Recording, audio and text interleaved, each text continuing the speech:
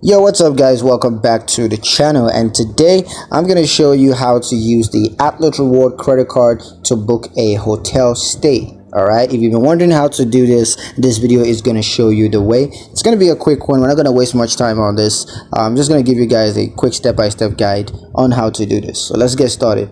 Now the first thing you're going to do is to log into your Atlas online banking platform, or you can log into Atlas through your the mobile app. That's the Atlas mobile app. Now once you're logged in, you just want to select the credit card that you want to use to book a hotel stay, and once you find it, just click on travel, and then you're going to review the hotel booking options. Next, you're going to need to search and book a hotel stay using your credit card, and you can always review and confirm your hotel booking details, and that's going to take care of that.